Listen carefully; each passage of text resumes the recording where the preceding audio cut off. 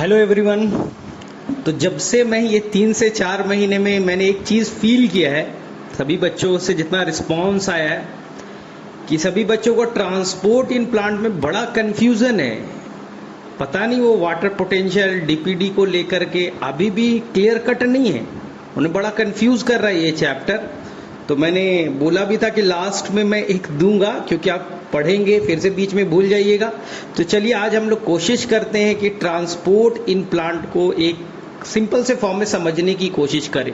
जाहिर सी बात है ये चैप्टर इंपॉर्टेंट होगा, 3 से 4 क्वेश्चन तक बन सकते हैं।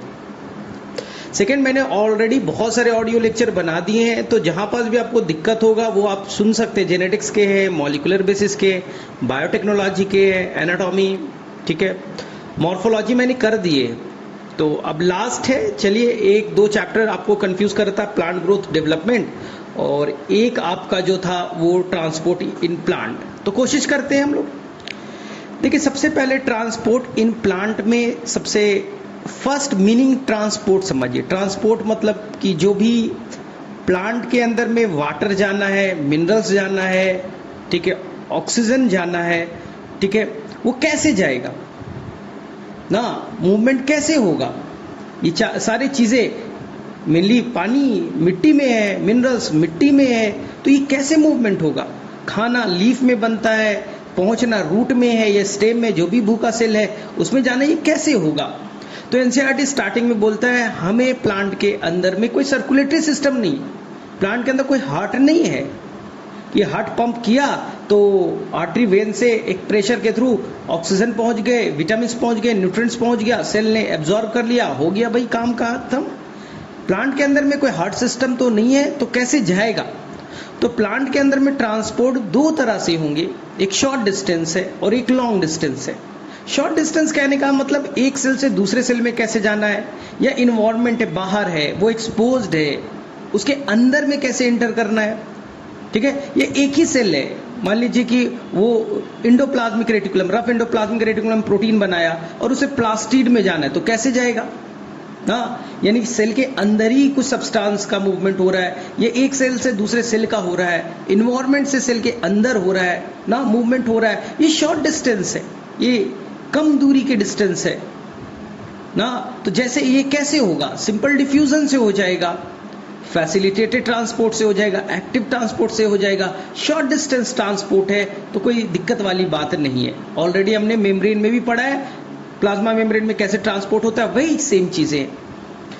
जो लॉन्ग डिस्टेंस, आप समझिए खाना कहाँ बन रहा है, लीफ में, खाना कहाँ पहुंचना है, रूट में जाना है, तो खाना लीफ से चल करके रूट में कैसे आएगा, या उसका उल्टा एनसीईआरटी में लिखा है अर्ली स्प्रिंग, हाँ, कि जब नए लीफ बन रहे हैं, अभी नया लीफ बन रहा है, यंग लीफ बन रहा है, उसे क्लोरोफिल बनाना है, उसे बहुत सारे प्रोटीन चाहिए, कार्बोहाइड्रेट चाहिए, उसे ताकत चाहिए, एनर्जी चाहिए, तो खाना अभी रूट में है, तो रूट से लीफ में खाना जाना है। ये बाई डायरेक्शनल आप जो जिसे कहते हैं, आप कहीं कहीं पे मल्टी डायरेक्शनल भी कह जाएगा, कोई दिक्कत वाली बात नहीं कि फूड का ट्रांसपोर्ट, फ्लोएम का ट्रांसपोर्ट कैसे होगा। आप कंफ्यूज करते होंगे कि कहीं पे बाई डायरेक्शनल लिखा है, कहीं मल्टी डायरेक्शनल। हाँ, मल्टी डायरेक्शनल गलत नहीं है, खाना अगर लीफ में बना है तो वो नीचे जा सकता है, खाना ऊपर भी तो जा सकता है, ऊपर में कोई बर्ड्स बन रहे, नए लीफ बन रहे, तो लीफ खाने को ऊपर भेज रहा है ना, उसी पाइप से नीचे आ सकता है, ऊपर जा सकते हैं, हो सकता है वो राइट डायरेक्शन में भेज सकता है, राइट में तो लेफ्ट डायरेक्शन में भेज सकता है, तो किसी डायरेक्शन में मूवमेंट हो सकता है ना। लॉजिकल सोचिए कि लीफ आपके पास है, वो खाना किसी को दे सकता है ना, ऐसा थोड़ी ना कि आपने खाना बनाया है तो केवल आपके पापा खाएंगे तो छोटा भाई नहीं खाएगा, ऐसा थोड़ी ना, कहीं भी मूवमेंट हो सकता है, इसलिए थोड़ा सा ध्यान दीजिएगा इस बात को। सेकेंड चीज, हाँ, जो जाइलम से जाएगा, ठीक है, वो यूनिडायरेक्शनल होगा, केवल वो अपवर्ड डायरेक्शन जाएगा, डाउनवर्ड तो जाएगा नहीं ना। तो सेकेंड एनसीईआरटी का जो टॉपिक है लॉन्ग डिस्टेंस ट्रांसपोर्ट, लंबी दूरी, रूट से लीफ तक जाना है, लीफ से रूट तक आना है, बड़ी दूरी, उसे सिंपल डिफ्यूजन से नहीं ले जा सकते। इसके लिए आपको चाहिए बड़े पाइप, जिसे आप जाइलम और फ्लोएम से कहते हैं। तो समझिए जाइलम और फ्लोएम एक हाईवे है ना, उसके थ्रू आप लंबी दूरी ट्रेवल कर सकते हैं। और वो जो फैसिलिटेटेड एक्टिव, मान लीजिए पतली सी गली है, आपके गांव का गली है, तो आप गांव में ही घूम सकते हैं ना। एक घर से दूसरे घर जाना है, आपको पड़ोसी के घर जाना है, मस्जिद जाना है, मंदिर जाना है, ठीक है भाई, तो आप घूमिए वहां, वो है शॉर्ट डिस्टेंस। लेकिन वहां से आपको भाई दिल्ली जाना है, गली से थोड़ी ना जा सकते, आपको हाईवे पकड़ना पड़ेगा। तो ये हाईवे जो है प्लांट के अंदर में यही है, एक जाइलम नाम का हाईवे, एक फ्लोएम नाम का है। तो ये लंबी दूरी जो होगी वो से को एनसीईआरटी कहता है ट्रांसलोकेशन। एक तो डायरेक्टली डिफिनीशन से क्वेश्चन आ जाता है ट्रांसलोकेशन, ठीक है।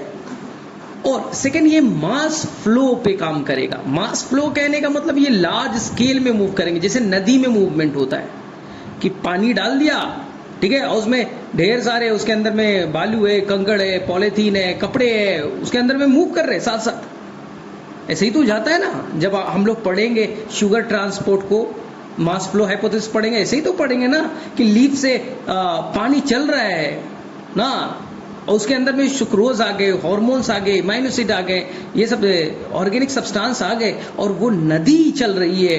कहां से कहां? ज्यादा नदी में जिधर पानी ज्यादा है और जिधर पानी कम है उधर की तरफ वो मूवमेंट हो रहा है। और जब पानी का मूवमेंट होगा तो उसी में सुक्रोज ना, एमाइनो एसिड, हार्मोन्स उसी से ट्रैवल कर जाएंगे। तो इसी को कहता है मास फ्लो हाइपोथेसिस। तो हमें मास में मूवमेंट करना पड़ेगा, जैसे जाइलम, जैसे कि लीफ, वहां से ट्रांसपिरेशन हो रहा है, वहां से पानी को खींचा जा रहा है। तो लीफ में क्या हो रहा है भाई, पानी की कमी होगी, इतनी पानी की कमी होगी कि नीचे से पानी को खींच लिया, तो रूट से पानी ऊपर की तरफ शिफ्ट कर गया, ये भी तो मास फ्लो है, ठीक है। तो मास फ्लो में आपको बस दो चीज याद रखना है, सिंपल से ना, मूवमेंट एक तो लंबा डिस्टेंस के लिए होगा, इसके लिए बच्चा प्रेशर का डिफरेंस होना बड़ा जरूरी है। यानी दो तरह से आप प्रेशर क्रिएट कर सकते हो। एनसीईआरटी में दो वर्ड मिलेंगे, negative hydrostatic pressure, positive hydrostatic pressure.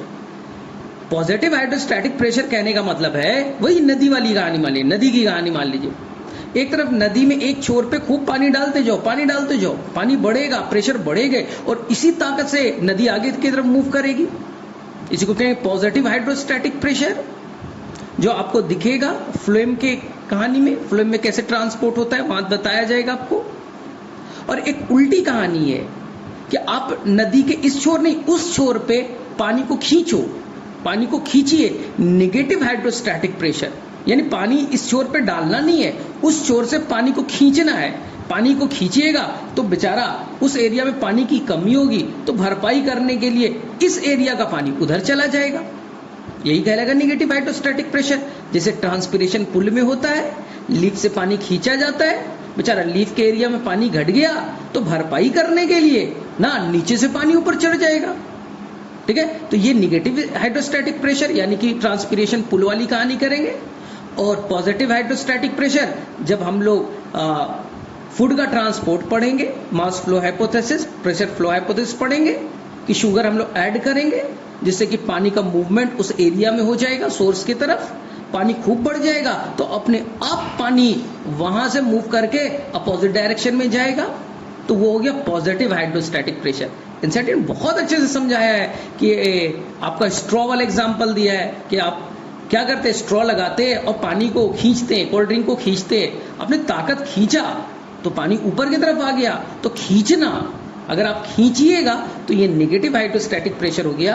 और एक दिया है कि जो आप घर में गार्डन में पाइप यूज करते हैं, गार्डन पाइप यूज करते हैं, तो आपने क्या किया, पाइप लगा दिया अपने नल के अंदर में, नल को ऑन किया, खूब सारा पानी आने लगा, इतना पानी आने लगा, पानी पाइप में खूब सारा पानी हो गया, पानी ज्यादा, हाइड्रोस्टैटिक प्रेशर ज्यादा, ताकत ज्यादा, तो पानी बाहर की तरफ निकल गया। तो पानी ऐड करो पॉजिटिव हाइड्रोस्टैटिक प्रेशर, पानी को निकालो तो नेगेटिव हाइड्रोस्टैटिक प्रेशर। ये पूछा जाता है स्ट्रॉ वाला है, इसमें बड़ा बच्चा कंफ्यूज होता है। तो चलो वापस से हम लोग रिकॉल करें। तो मैंने बोला कि प्लांट के अंदर में मूवमेंट कैसे होगा, शॉर्ट एक लॉन्ग। शॉर्ट तो सभी को अच्छे से आता है कि उसमें सिंपल डिफ्यूजन हो जाएगा, उसके लिए कोई कैरियर प्रोटीन नहीं चाहिए क्योंकि नॉन पोलर सब्सटेंस है, ठीक है। उसमें O2 CO2 lipid soluble substance है, नॉन पोलर है, और हमारा प्लाज्मा मेम्ब्रेन भी लिपिड से बना हुआ है, लाइक डिसॉल्व्स लाइक। तो ये आसानी से O2 को CO2 को लिपिड सॉल्युबल सब्सटेंस मेनली यही सब होते हैं, आपके गैसेस वगैरह होते हैं, ये आसानी से क्रॉस कर जाएंगे। जैसे हमारे रिस्पिरेशन वाले चैप्टर में हुआ था ना कि हमने सांस ली, O2 CO2 आकर के हमारे एल्वियोलाई में बैठ गए और ये एल्वियोलाई के मेम्ब्रेन से डायरेक्टली क्रॉस कर गए, कोई कैरियर प्रोटीन नहीं चाहिए, डायरेक्टली वहां पर से वो चला जाएगा कहाँ, ब्लड कैपिलरीज में। आपने पढ़ा है ना क्वेश्चन, जूलॉजी का फेवरेट क्वेश्चन होता है कि जो ट्रांसपोर्ट होता है लंग से, एल्वियोलाई से एक्सचेंज होता है, एकदम सिंपल क्वेश्चन है, सिंपल डिफ्यूजन। हो सकता है नीट का क्वेश्चन बन जाए इस बार। जूलॉजी मुझे आता नहीं, लेकिन ये क्वेश्चन आपका करेक्ट हो जाएगा, ठीक है। इसी तरह से कोई कैरियर प्रोटीन नहीं चाहिए, ठीक है, ज्यादा से कम की तरफ जाएगा। फैसिलिटेटेड पोलर है, सोडियम है, पोटेशियम, चार्ज मॉलिक्यूल है, जाने नहीं देगा हमारा प्लाज्मा मेम्ब्रेन, क्योंकि बोलेगा मैं तुम्हें से डरता हूं भाई, चार्ज वाले को नहीं जाने दूंगा। तो यहां पर चाहिए कैरियर प्रोटीन। एनसीईआरटी में देखिए ट्रांस मेम्ब्रेन प्रोटीन कहेगा, कैरियर प्रोटीन के हेल्प से जाएंगे, ज्यादा से कम जाएगा तो इसे हम लोग फैसिलिटेटेड ट्रांसपोर्ट कहेंगे। और तीसरा, जब कम से ज्यादा, मतलब सेल के अंदर में ऑलरेडी ग्लूकोज 100 है, बाहर में 5 ग्लूकोज घूम रहे, 5 ग्लूकोज बाहर में है, फिर भी हमारा सेल चाहेगा ए भैया पकड़ लो। जैसे तुम बाहर जाते हो मार्केट में, पैकेट में 100 रुपए है, लेकिन नीचे में 5 रुपए का सिक्का गिरा हुआ, फिर भी उठा लोगे। कभी सोचा क्या, तुम्हारे पैकेट में तो 100 रुपये है, क्यों उठाए भाई, कम से ज्यादा क्यों उठाए? ऐसा होता है क्या कि तुम जा रहे हो, जो एक बेचारा भीख मांग रहा है, पैसा मांग रहा है, तुम्हारे पास 100 रुपये निकाल के दे दो, नहीं देते हो, नहीं देते हो तुम लोग ना।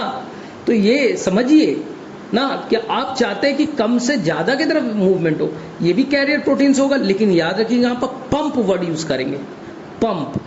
जब भी हम लोग एक्टिव ट्रांसपोर्ट की बात कर रहे हैं, कम से ज्यादा की तरफ करते तो बच्चा पंप यूज करते हैं। जैसे लाइसोसोम में आपने देखा होगा, अंदर का कंडीशन 5 चाहिए, pH 5 चाहिए, बाहर साइटोप्लाज्म में 7 है, अंदर में ऑलरेडी H+ है, ज्यादा है, बाहर में कम है, फिर भी वो कम से ज्यादा प्रोटॉन को लेने की कोशिश करता है अपने एसिडिक नेचर को मेंटेन करने के लिए। तो लाइसोसोम का जो मेम्ब्रेन होता है वहां पर होते हैं प्रोटॉन पंप। तो जहां भी एक्टिव ट्रांसपोर्ट हो रहा है, एटीपी खर्च करके लो से हाई की तरफ बात करेंगे, प्रोटॉन उसे पंप कहेंगे। जैसे आपने सुना है सोडियम पोटेशियम पंप, जहां पंप आएगा तो याद रखना है ये एक्टिव ट्रांसपोर्ट की बात कर रहा है, लो से हाई की बात कर रहा है, एटीपी खर्च करने की बात कर रहा है। जैसे आपने वैक्यूल में पढ़ा होगा, टोनोप्लास्ट के मेम्ब्रेन में ऑलरेडी वैक्यूल के अंदर ढेर सारे मिनरल्स है, आयंस है, एनसीईआरटी पढ़िए, बाहर में आयन का कंसंट्रेशन कम है साइटोप्लाज्म में, फिर भी वो कम से ज्यादा की तरफ लेना चाहता है। तो कम से ज्यादा जाएगा तो उसके लिए क्या चाहिए, एटीपी खर्च करना पड़ेगा।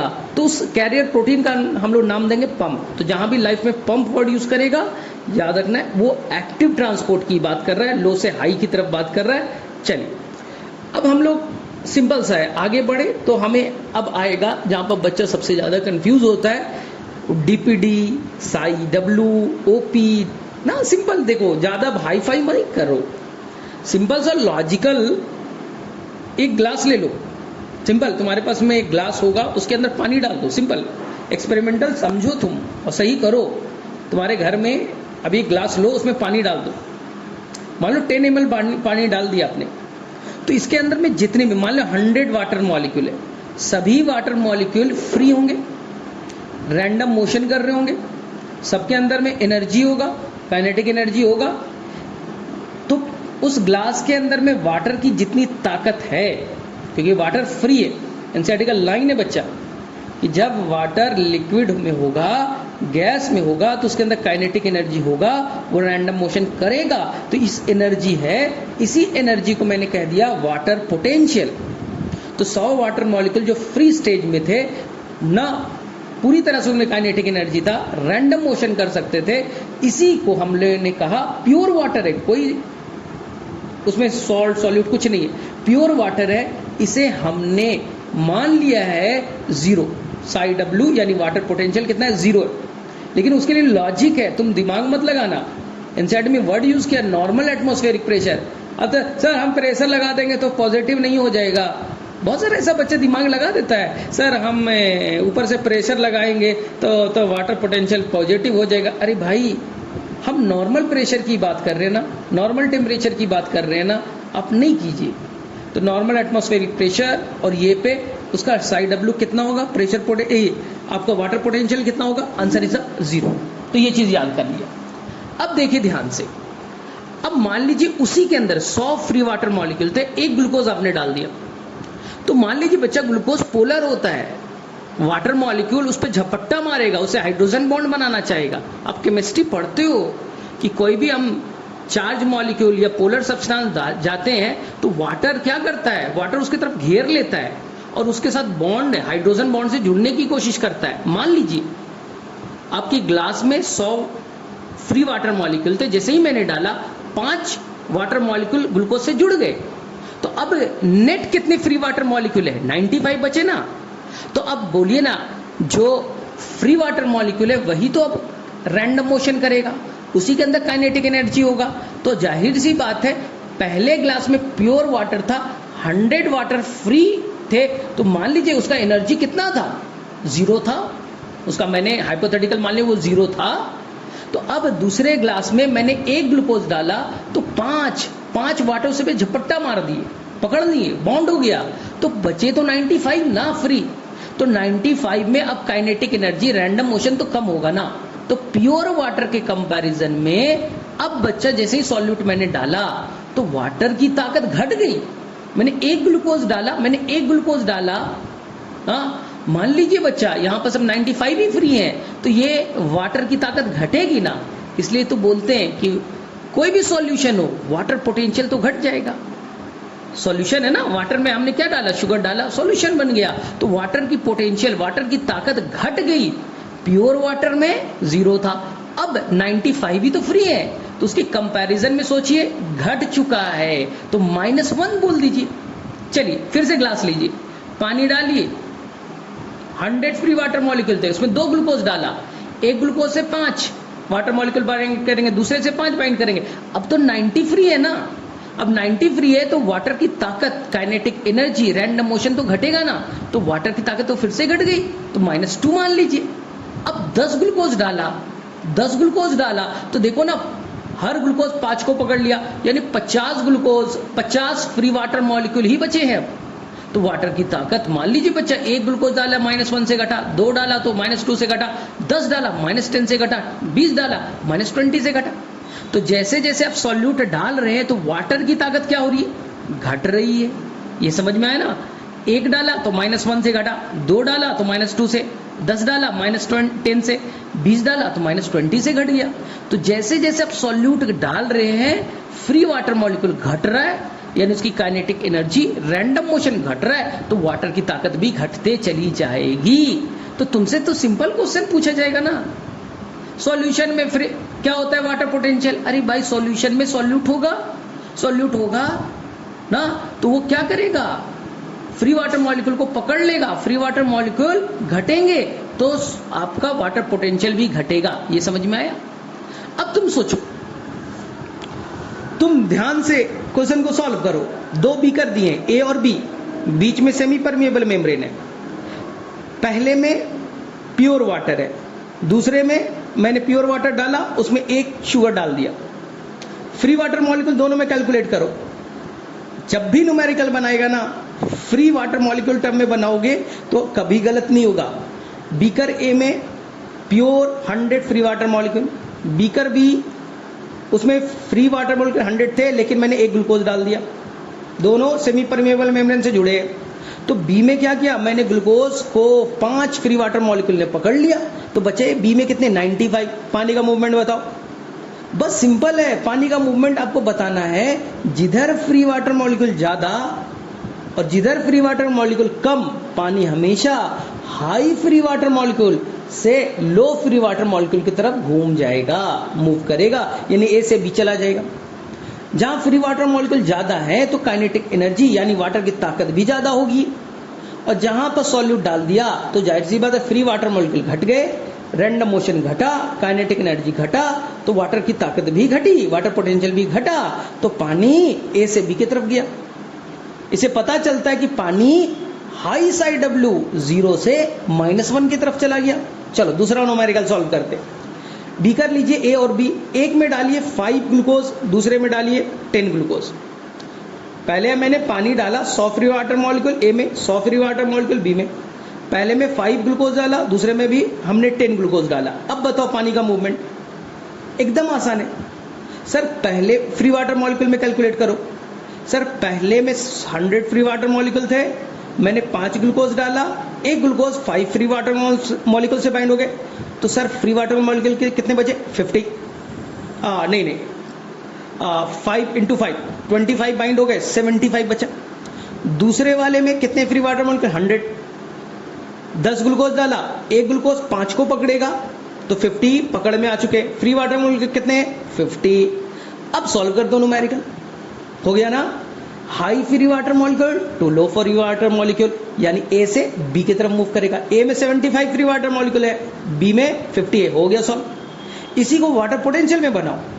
अब बताओ ए का वाटर पोटेंशियल कितना होगा? सर ग्लूकोज कितना है?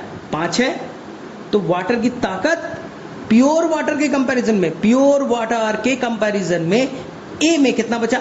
सर प्योर वाटर में तो 0 होता है, यहां 5 सॉल्यूट डाला तो -5, साई डब्ल्यू -5। दूसरे में प्योर वाटर के कंपैरिजन में कितना घटा वाटर की ताकत? सर प्योर वाटर का 0 होता है, यहां पर 10 सॉल्यूट डाला, -10 से घटा है। तो बीकर बी में साई डब्ल्यू -10 है, बीकर ए में -5 है।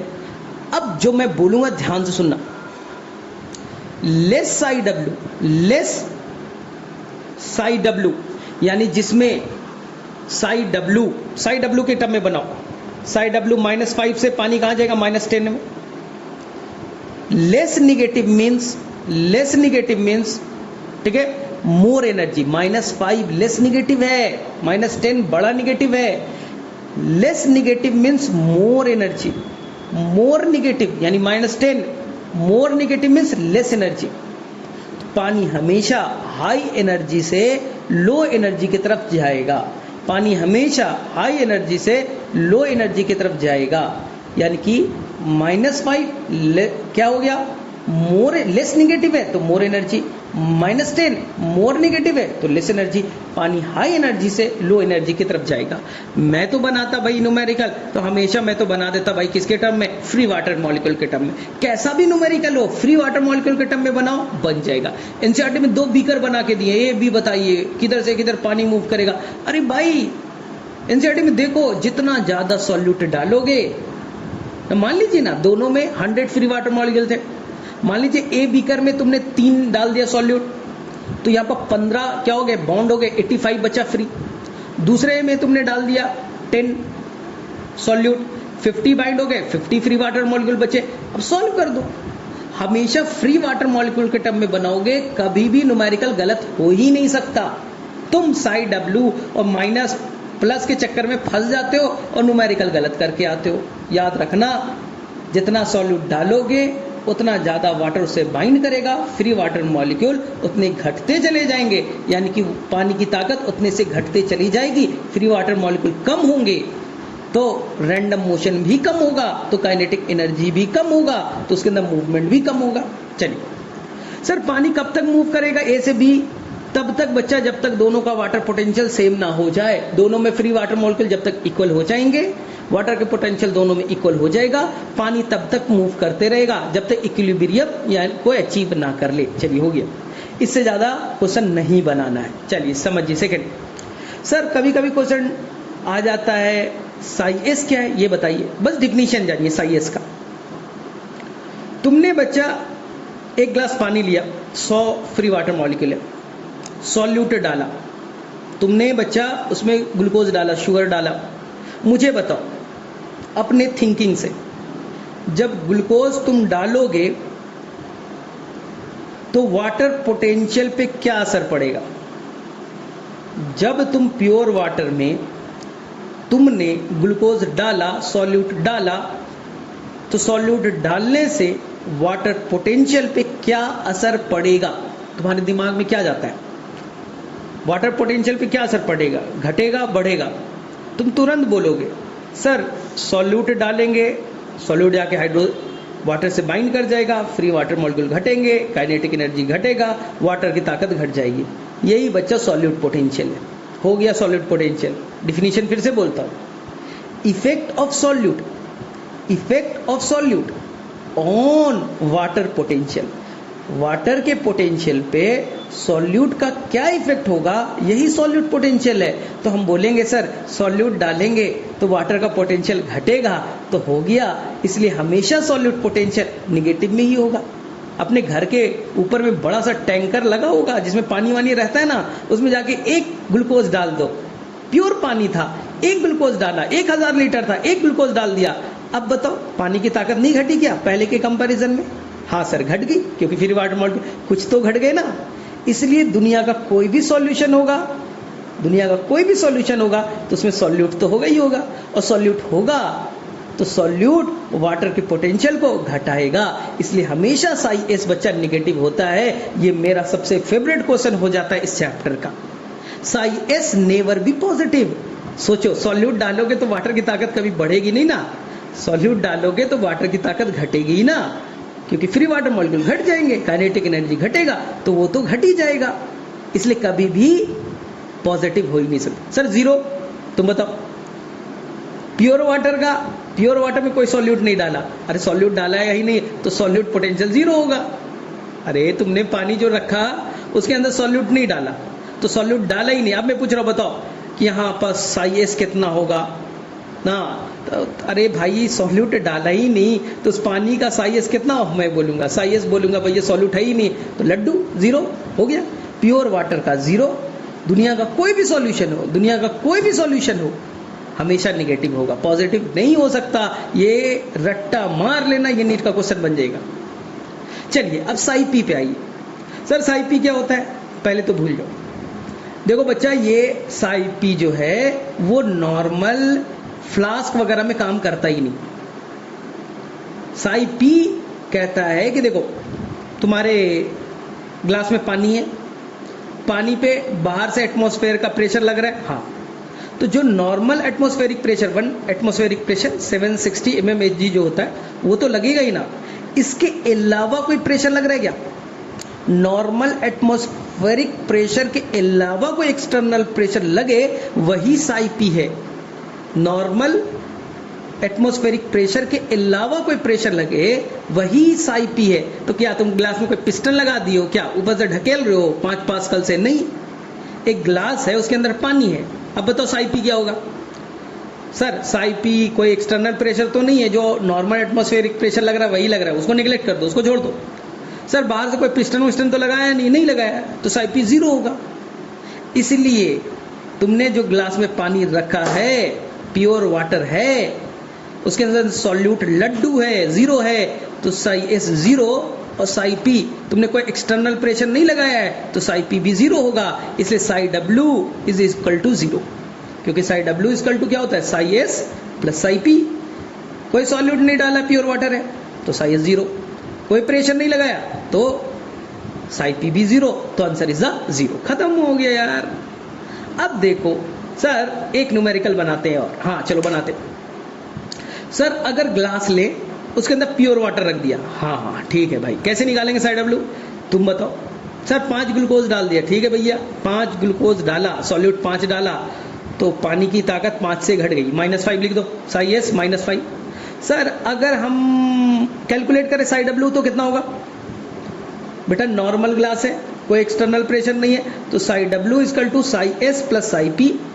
नॉर्मल ग्लास है, नॉर्मल एटमॉस्फेरिक प्रेशर को लगेगा, बाहर से कोई पिस्टन नहीं लगाया, तो psi P zero, psi S -5, तो हो गया बच्चा answer psi W is the -5। चलो फिर से बनाते हैं न्यूमेरिकल। सर ग्लास है, प्योर वाटर है, 5 सॉल्यूट डाला, साई एस -5। सर हम बाहर से पिस्टन लगाना चाहते हैं, लगा बेटा अब लगा। सर हम 3 पिस्टन लगाना चाहते हैं, ऊपर से बाहर से प्रेशर मारना चाहते हैं, मार मत प्रेशर।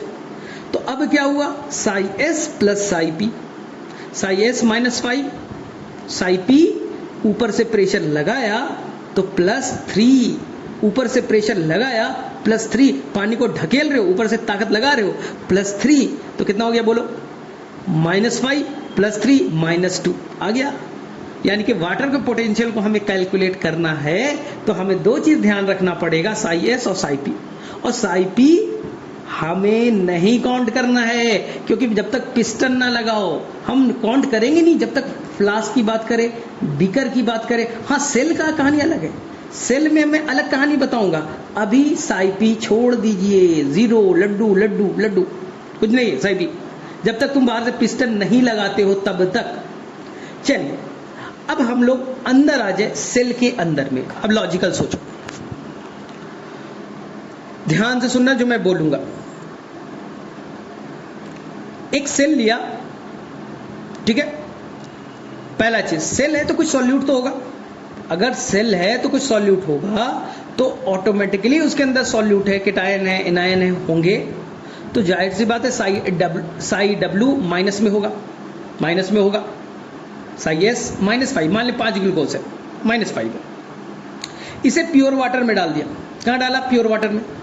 अब सोचो, प्योर वाटर का साई डब्ल्यू 0, तो पानी हाई वाटर पोटेंशियल ना, यानी कि पानी बाहर से सेल के अंदर, बीकर से सेल के अंदर आने लगी। क्यों? अंदर साई डब्ल्यू -5 है, बाहर साई डब्ल्यू 0 है, पानी अंदर आएगा। सर कब तक? आने दे पानी को। पानी जैसे जैसे अंदर आएगा, पानी जैसे जैसे अंदर आएगा, ध्यान से सुनना, पानी जैसे जैसे अंदर आएगा, पानी की क्वांटिटी बढ़ेगी। पानी के अंदर क्वांटिटी बढ़ेगी, फ्री वाटर मॉलिक्यूल घटेंगे, बढ़ेंगे। बाहर से पानी आया, फ्री वाटर मॉलिक्यूल बढ़ गए, तो वाटर की ताकत भी, वाटर की पोटेंशियल भी बढ़ेगी। चलिए भाई, वाटर की पोटेंशियल यानी सेल के अंदर जब पानी आता है तो वाटर पोटेंशियल बढ़ता है, क्योंकि सेल में पानी आ रहा है, नया फ्री वाटर मॉलिक्यूल आ रहा है, तो पानी की ताकत बढ़ेगी। लेकिन पानी की जब ताकत बढ़ेगी, पानी भर रहा है, सर स्वेलिंग हो रहा है सर। हाँ, जब सेल स्वेल होने लगेगा तो जो प्रेशर एक बिल्डअप हुआ, जो साइटोप्लाज्म में या प्रोटोप्लास्ट जिसे तुम कहते हो, उसके अंदर में वो स्वेल होने लगेगा, तो ये प्रोटोप्लास्ट दीवार पे एक ताकत लगाएगा। इसी ताकत को आप कहते हो बच्चा लोग टर्गर प्रेशर। इसी ताकत को आप कहते हो टर्गर प्रेशर। जो प्रोटोप्लास्ट स्वेल किया तो सेल वॉल पे कितना ताकत से ढकेला? Turgor pressure. क्योंकि सेल के अंदर पानी आया तो सेल ने स्वेल हुआ, वाटर की ताकत बढ़ी, तो वो उसने क्या किया? प्रेशर लगाना स्टार्ट किया। किस पे? दीवार पे। तो यही हो गया टर्गर प्रेशर, जिसे हम साई पी कहते हैं। तो साई पी और टर्गर प्रेशर अब समझ में आया। पानी अंदर आया, पानी अंदर आने से स्वेलिंग हुई, और ये पानी स्वेल होगा, प्रोटोप्लास्ट स्वेल होगा, तो सेल वॉल को धक्का मारा। तो सेल वॉल को कितने से धक्का मारा? यही साई पी है, यही है आपका प्रेशर पोटेंशियल। बीकर में कहाँ होता? बीकर में तो हो ही नहीं था, ऐसा कोई कंडीशन था ही नहीं कि बीकर के अंदर पानी डालेंगे तो ताकत ज्यादा लगा देगा बीकर पे, ऐसा तो होगा नहीं। चलिए, यानी psi P is known as the TP, turgor pressure. दोनों सेम चीज है, कोई टेंशन नहीं। कितना मैग्नीट्यूड पानी आएगा तो कितने ताकत से दीवार को ढकेलेगा, यही है टर्गर प्रेशर। लेकिन प्लांट सेल जरूरत से ज्यादा नहीं बढ़ सकता। क्यों? क्योंकि इसमें सेल वॉल है। सेल वॉल उल्टा एक ताकत लगा देगा। तू बाहर की तरफ फैल रहा है, सेल वॉल तुझे अंदर की तरफ ढकेलेगा। तो जितना तुम ताकत बाहर सेल वॉल पे लगा रहे हो, उतना ही ताकत वॉल तुम्हारे प्रोटोप्लास्ट पे लगा देगा, जिसे तुम वॉल प्रेशर कहोगे। दोनों सेम होगा। 5 ताकत से बाहर ढकेला तो तुम्हें भी बाहर वाला ढकेलेगा ना। तो इसे हम लोग कहेंगे वॉल प्रेशर। इसलिए कहते थे turgor pressure is equal to wall pressure. Turgor pressure बाहर में कितना ताकत लगाया, वॉल प्रेशर बाहर से अंदर कितना लगाया, दोनों का मैग्नीट्यूड सेम होगा ना। तो कोई गड़बड़ नहीं करना है यहां तक। चलिए, अब सर डीपीडी क्या है? चलिए समझिए डीपीडी। अब हाई फाई बातें ना करें। डीपीडी मतलब थर्स्ट ऑफ वाटर, सिंपल। अब तुम्हें न्यूमेरिकल आना चाहिए। थर्स्ट ऑफ वाटर, पानी की कितनी प्यास है? थर्स्ट ऑफ वाटर, कितना प्यास है? मान लीजिए बच्चा, एक ग्लास है, एक सेल है, उसका डीपीडी 5 दे रखा है। बस मान लीजिए 5 ग्लास का प्यासा है। एक सेल है, डीपीडी 10 दे रखा है। पानी की प्यास, डीपीडी कितना है? 10। पानी किधर से किधर जाएगा? पहले वाले सेल में 5 डीपीडी है, थर्स्ट ऑफ वाटर 5 ग्लास की है। दूसरे में थर्स्ट ऑफ वाटर 10 ग्लास की है। बोलो पानी किधर से किधर जाएगा? सर ए से बी। तो ऐसे क्वेश्चन नहीं बन जाएंगे। अगर क्वेश्चन आ भी गया कि 3 सेल है, ए बी सी, ए का दिया है 10 डीपीडी, दूसरे का दिया है 50, तीसरे का दे रखा है 60, क्या आप अरेंज नहीं कर सकते? लिख लेना, DPD is equal to thirst of water, पानी की प्यास। डीपीडी 5 तो 5 ग्लास का प्यासा, डीपीडी 10 ग्लास का प्यासा। यानी मैं तुम्हारे से मिलने गया और बुझा, मैंने बोला यार बहुत कस के प्यास लगा है, मेरा डीपीडी 1 है, यार 1 ग्लास मैं प्यासा हूँ, 1 ग्लास पानी पीना चाहूंगा। तुम बोलोगे सर मैं तो 2 दिन से पानी नहीं पिया हूँ सर, मेरा डीपीडी 5 है। तो मैं क्या करूंगा यार, मेरे पास पानी आएगा तो मैं तुम्हें दे दूंगा ना।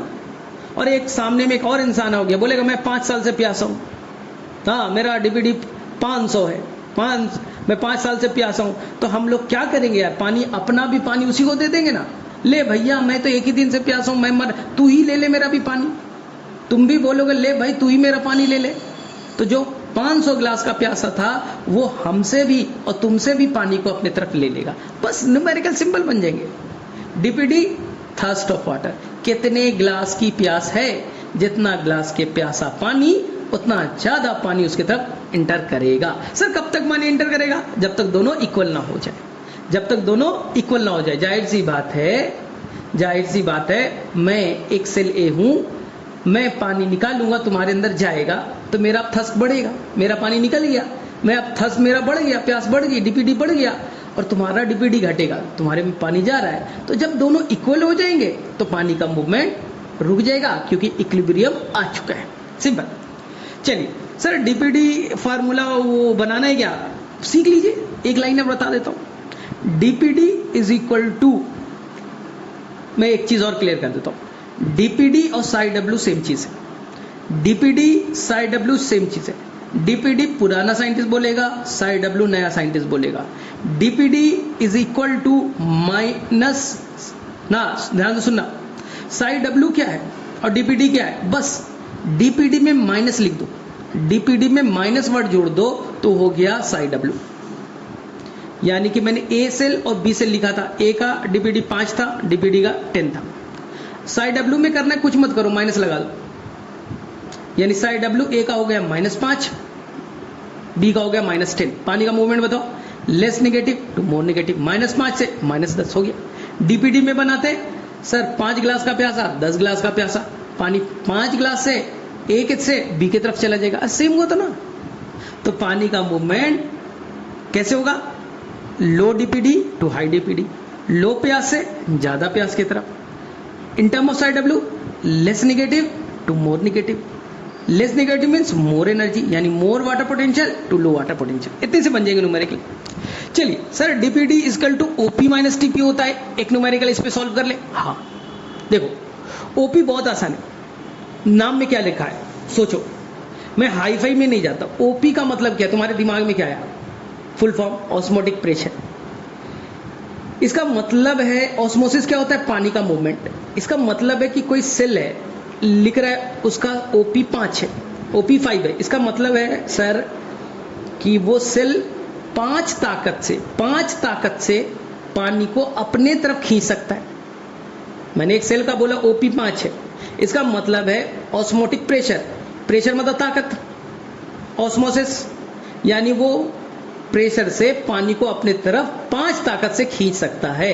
ओपी अगर 5 है तो अब बताओ ओपी अगर 10 है तो क्या दिमाग में आया, सर ओपी 10 है, इसका मतलब है कि पानी को वो 10 ताकत से खींच सकता है, करेक्ट। ओपी 50 है तो इसका मतलब सर पानी को वो 50 ताकत से अपने तरफ खींच सकता है। तीनों को अरेंज करो, तीनों को अरेंज कर दो, ए बी और सी को।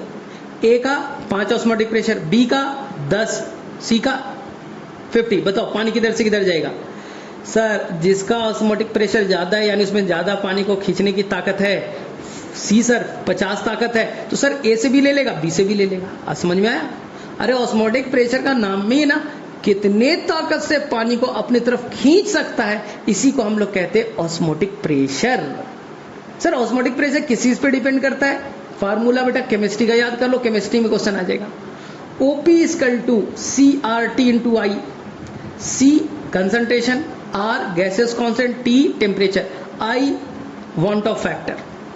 ध्यान से सुनना सर, 1 मोलर ग्लूकोज का कैलकुलेट कर दो, ये केमिस्ट्री का क्वेश्चन है, मेरा क्वेश्चन नहीं है, सॉल्व कर दे रहा हूं। 1 मोलर ग्लूकोज यानी पानी में 1 मोलर ग्लूकोज है, मोलरिटी 1 ग्लूकोज है, 1 मोलर ग्लूकोज है। सर ऑस्मोटिक प्रेशर कितना होगा, OP इक्वल टू C मतलब कंसंट्रेशन दे रखा है, 1 मोलर दिया है ना तो 1 हो गया, R 0.0821 हो गया, R हो गया कैलकुलेट। T टेम्परेचर मान लीजिए बच्चा ना दिया है, अगर क्वेश्चन पेपर में नहीं दिया है 0 डिग्री मान लीजिए यानी 273 केल्विन, कैलकुलेट करो। C1 R 0.0821, T temperature 273 kelvin, answer बच्चा हो जाएगा 22.4 एटमॉस्फेरिक प्रेशर, कैलकुलेट कर लो। तो 1 मोलर का ग्लूकोज का हो जाएगा 22.4 एटमॉस्फेरिक प्रेशर, केमिस्ट्री का क्वेश्चन आ जाता है। सर यहाँ पर 1 मोलर NaCl रहता तो बच्चा वहां इलेक्ट्रोलाइट है। तुम पानी में डालो ग्लूकोज को, कितने पार्ट्स में टूटा? सर 1 पार्ट में, तो I का वैल्यू 1 हुआ। NaCl नमक को डालो, पानी में कितने पार्ट में टूटा? Na+Cl- 2 पार्ट्स में, I का वैल्यू 2 हुआ। सर MgCl2 का I कितना होगा? पानी में डालो, एक बनेगा Mg+2 और 2 क्लोराइड आयन बनेंगे। कितने बने पानी में डालने के बाद? कितने पार्ट्स में टूटा? 3 पार्ट्स में, तो 3 होगा। Al2Cl3 कितने पार्ट्स में टूटा? 5 पार्ट्स में, तो I का वैल्यू 5 होगा। खत्म। सर तो आपने I का वैल्यू नहीं लिया 1 मोलर ग्लूकोज में, थप्पड़ मारूंगा, क्योंकि ग्लूकोज डाला, ऑर्गेनिक है बच्चा, ऑर्गेनिक है। ग्लूकोज डालो, सुक्रोज डालो ना, स्टार्च डालो, ये सब बच्चा क्या है ना। इसलिए हम लोग फूड को, प्लांट फूड को स्टार्च के फॉर्म में स्टोर करता है, क्योंकि स्टार्च ऑर्गेनिक सब्सटेंस है, पानी में टूटेगा नहीं ना, टूटेगा नहीं तो I नहीं देगा, ऑस्मोटिक प्रेशर इससे बढ़ेगा नहीं तो ऑस्मोटिक प्रेशर अगर बढ़ जाता, मान लो बेटा 100 ग्लूकोज है, 100 ग्लूकोज है, तो समझो ना 100 ग्लूकोज है, लेकिन 100 ग्लूकोज को जोड़ के एक स्टार्च बनाया, तो 100 ग्लूकोज है तो 100 का बेटा 100 I होता। हर ग्लूकोज एक ऑस्मोटिक प्रेशर क्रिएट कर रहा था ना, लेकिन अब एक ही स्टार्च है, तो समझो स्टार्च का वैल्यू, तो ये बेटा ऑस्मोटिकली इसका क्या होगा, जो ऑस्मोटिक कंसंट्रेशन है ना, वो क्या होगा? कम होगा, क्योंकि सारे ग्लूकोज को मिला के एक बनाया गया, ये टूटेगा नहीं, इसलिए पानी को अपनी तरफ खींचेगा नहीं, तो सेल मेंटेन रहेगा। ना तो पानी खींचते रहता सेल ही ब्लास्ट करा देते तुम तो। इसलिए क्वेश्चन आता है कि स्टार्च के फॉर्म में क्यों प्लांट स्टोर करता है, जो अभी तुम्हारे टेस्ट में आया होगा। चलिए आगे बढ़ते हैं। सर हम लोग ऑस्मोटिक प्रेशर को कैसे कैलकुलेट करेंगे? क्या मशीन लगा दे? नहीं लगा सकते। तो सर कैलकुलेट कैसे करें? इसलिए बच्चा आपके एनसीईआरटी में बहुत अच्छा सा एग्जांपल दिया है। फ्लास्क ले लो, ठीक, प्योर पानी डाला, ठीक, उसके अंदर में मान लो बच्चा 10 ग्लूकोज डाल दो, 10 ग्लूकोज डाल दिया, हाइपरटोनिक बना दिया, ठीक है। या चलो छोड़ो, ये एग्जांपल दूसरा देता हूं। एक फ्लास्क लिया, प्योर वाटर डाल दिया। अब तुमने क्या किया, उसके अंदर में जो एनसीईआरटी में दिया है फ्लास्क, फिस्टल वाला, थिन फिस्टल करके कुछ दिया होगा, इन्वर्टेड वाला। बस ये समझो कि तुम्हें कोई ट्रेन जा रही है, उसको स्पीड को कैसे मेजर करोगे? सर स्पीड मेजर कैसे करेंगे? नहीं कर सकते। कोई साइकिल जा रहा है, मोटरसाइकिल जा रहा है, कैसे पता करोगे? सर नहीं कर सकते। दूसरा तरीका है, तुम्हें उस मोटरसाइकिल को रोकने में, उस ट्रेन को रोकने में बाहर से कितना प्रेशर अप्लाई करना पड़ा। जितना ताकत से आ रहा है उतना ही ताकत तुम लगा दो, तब गाड़ी रुक जाएगी। इसका मतलब है बाहर से कितना प्रेशर लगाया जाए कि वो रुक जाए। बस सेम कहानी है आपके एनसीईआरटी में जो दिया है।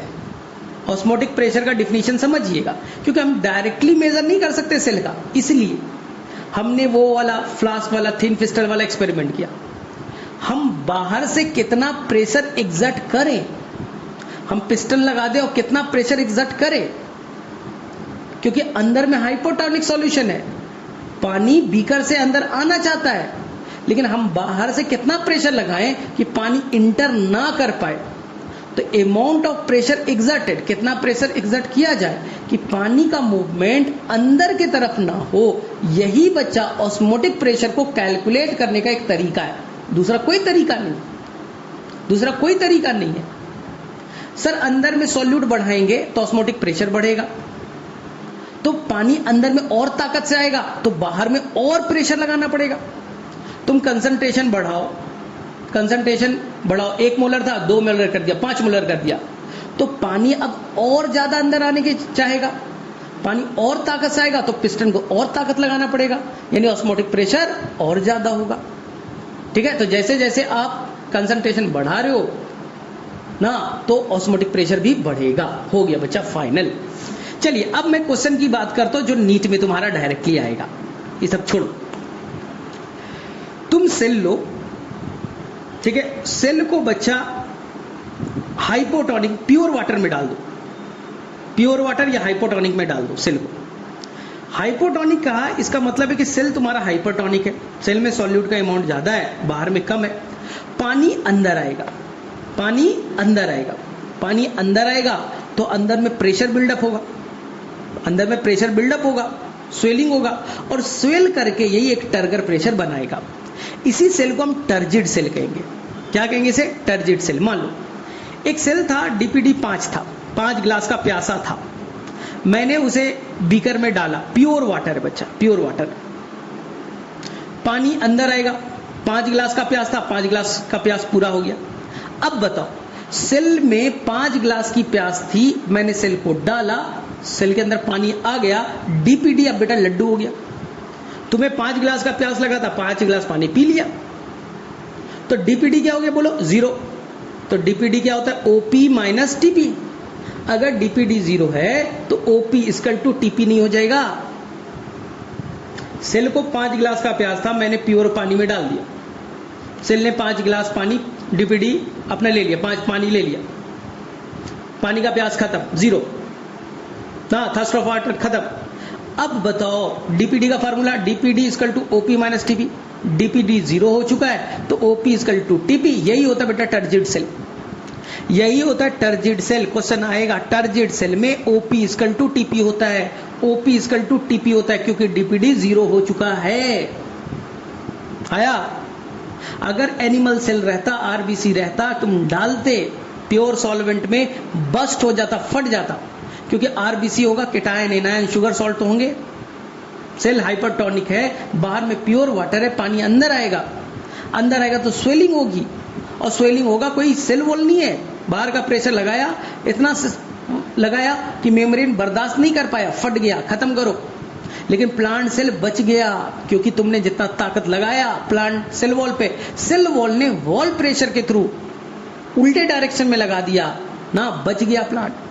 तो याद रखना, टर्जिड सेल क्या होता है? जब सेल पूरा पानी पी ले, पूरा पानी, जितना प्यास था पूरा पानी पी लिया, साइड W 0, हाँ, डीपीडी 0, तो टीपी इक्वल टू ओपी हो जाएगा।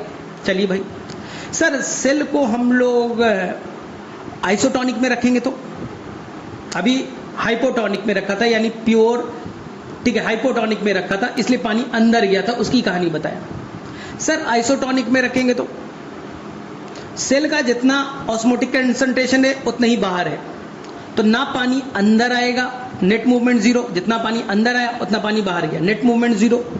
तो यहां पर टर्गर प्रेशर 0 मान लीजिएगा, यहां पर टर्गर प्रेशर बच्चा 0 मान लीजिएगा। फ्लैसिड सेल में आइसोटोनिक में रखा, ना पानी अंदर आएगा ना पानी बाहर आएगा, आपको बच्चा टर्गर प्रेशर 0 मानना है, तो डीपीडी इक्वल टू ओपी हो जाएगा, डीपीडी इक्वल टू ओपी हो जाएगा, ये याद रखिएगा। तीसरा, प्लाज्मोलाइज्ड में हाइपरटोनिक सॉल्यूशन में सेल को डाल दिया, सेल से पानी निकलना स्टार्ट, सेल से पानी निकलना स्टार्ट, सेल से पानी निकल रहा है। जो बेचारा प्रोटोप्लास्ट था, हाँ, वो बोल रहा है भैया मेरा वैक्यूल का पानी था निकल गया, मेरा साइटोप्लाज्म का पानी था निकल गया। तो धीरे धीरे जो प्लाज्मा मेम्ब्रेन है वो सेल वॉल को छोड़ने लगेगा, सेल वॉल से वो बेटा छूटने लगेगा, और एक टाइम आएगा वो सिकुड़ जाएगा और कुछ ही पॉइंट पे प्लाज्मा मेम्ब्रेन सेल वॉल को टच करेगा। ध्यान से सुनना, सेल वॉल है, बाहर में हाइपरटोनिक सॉल्यूशन डाला, सेल से पानी खींच रहा है, खींच रहा है, खींच रहा है, खींच रहा है, यानी बाहर में डीपीडी 100 था, सेल का डीपीडी 5 था, पानी खींच रहा है, थर्स्ट ज्यादा है बाहर की तरफ, खींच लिया सारा पानी, तो धीरे धीरे सेल मेम्ब्रेन सेल वॉल को छोड़ने लगेगा। तो एनसीईआरटी क्वेश्चन पूछेगा कि ये बताइए कि जो सेल वॉल है और जो प्रोटोप्लास्ट है, यानी कि जो प्लाज्मा मेम्ब्रेन है उसके अंदर का जो पार्ट है, उनके बीच में जो खाली जगह रहेगा उसमें कौन सा सॉल्यूशन होगा? एनसीईआरटी में देखिएगा, तो उसके अंदर में देखो सेल वॉल परमिएबल होता है, प्योर परमिएबल होता है, बाहर सॉल्यूशन हाइपरटोनिक है, सारा का सारा हाइपरटोनिक सॉल्यूशन घुस गया सेल वॉल को क्रॉस करके, और जो पूरा सेल श्रिंक करके छोटा बन गया, वो श्रिंक करके बीच में आ गया सेंटर पे, सेल वॉल को भी अब पूरी तरह से छोड़ रहा है। तो सेल वॉल और प्रोटोप्लास्ट के बीच में जो गैप आ गया, वहां हाइपरटोनिक सॉल्यूशन आकर के बैठ जाएगा। ये एनसीईआरटी में क्वेश्चन गिवन है, एनसीईआरटी में नीट में आ चुका है, तुम्हारे लिए बड़ा इंपॉर्टेंट होगा। Which solution will present between the cell wall and the protoplast? तो आंसर दे दीजिएगा हाइपरटोनिक सॉल्यूशन। चलिए सर, इस केस में क्या होगा? सेल से पानी निकल रहा है तो टारगेट प्रेशर बेटा निगेटिव होगा, सेल से पानी निकलेगा तो टारगेट प्रेशर निगेटिव होगा। तो यहां पर DPD equal to OP minus TP कीजिएगा, क्योंकि सेल से पानी निकला, टारगेट प्रेशर बेटा घट गया, उल्टा हो गया। क्यों मैं बता रहा हूं, तो फार्मूला क्या हो गया, OP plus TP. Sir negative क्यों हुआ, ध्यान से सुनना। सेल के अंदर जब पानी आता है तो प्रोटोप्लास्ट ताकत बाहर की तरफ लगाता है, सेल वॉल की तरफ लगाता है, ये पॉजिटिव टारगेट प्रेशर। जब पानी निकाल रहे हो तो उल्टा ये अंदर की तरफ खींचा चला आ रहा है, पानी सारा निकल रहा है, सिकुड़ रहा है, अंदर की तरफ धंस रहा है, तो ये हो गया नेगेटिव प्रेशर। तो मैं एक चीज में क्लियर कर दूं, अगर तुमने सेल के अंदर पानी डाला, सेल के अंदर अगर पानी डाला तो टारगेट प्रेशर पॉजिटिव होगा, सेल टर्जिड होगा। तुमने सेल को आइसोटोनिक में रखा, ना सेल के अंदर पानी गया, ना सेल के अंदर से पानी निकला, टारगेट प्रेशर 0 होगा। तुमने हाइपरटोनिक में डाला, सेल से सारा पानी खींच रहे हो, सेल अंदर की तरफ, प्रोटोप्लास्ट अंदर की तरफ सिकुड़ रहा है, तो ये टारगेट प्रेशर निगेटिव होगा। तो एक्सट्रीम प्लाज्मोलाइज कंडीशन में टारगेट प्रेशर निगेटिव काउंट किया जाता है। हमारा सेल, अगर क्वेश्चन में कुछ ना लिखा रहे तो आप मान के चलना है कि सेल आपका पार्शियली टर्जिड है। अगर क्वेश्चन में कुछ मेंशन ना हो तो आपको मान के चलना, ऐसा नहीं सर आपने बोला था टारगेट प्रेशर निगेटिव होता है सेल का, अरे मैंने प्लाज्मोलाइज्ड का बोला था। सर आपने बोला था सर डीपीडी 0 होता है सेल का, मैंने टर्जिड सेल का बोला था ना। हमारा जो नॉर्मल सेल होता है वो पार्शियली टर्जिड होता है, ना पूरा पानी भरा हुआ है, ना वो बेटा पूरा श्रिंक है। हाँ, एक क्वेश्चन यहां से बन जाएगा, याद रखना। सेल को हाइपोटोनिक में डाला, सेल टर्जिड हो जाएगा, डीपीडी 0 हो जाएगा, OP equal to TP. Cell को आइसोटोनिक में डाला, ना पानी अंदर आया ना पानी बाहर आया, टारगेट प्रेशर 0 हो जाएगा, DPD equal to OP. Cell को हाइपरटोनिक में डाला, सेल से पानी निकल जाएगा, डीपीडी इक्वल टू यहां पर टारगेट प्रेशर निगेटिव होगा, तो डीपीडी ओपी प्लस टीपी। इतना बच्चा न्यूमेरिकल इनफ है, इससे ज्यादा आज तक नहीं पूछा है, इससे ज्यादा आज तक नहीं पूछा है प्लांट वाटर रिलेशन में। इनफ है, अच्छे से सुनिएगा, मैं तो कहता हूं 2 बार लेक्चर सुनिएगा, ठीक है, हो जाएगा।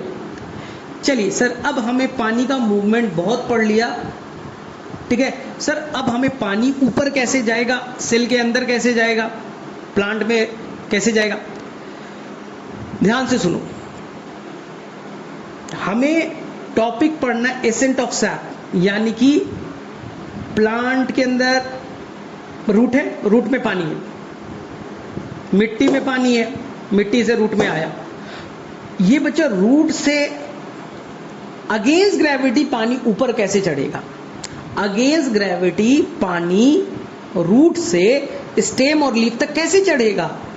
तो इसके लिए 2 थ्योरी है, एक थ्योरी है ट्रांसपिरेशन पुल थ्योरी और एक है root pressure theory. Main theory है ट्रांसपिरेशन पुल थ्योरी, जो मानता है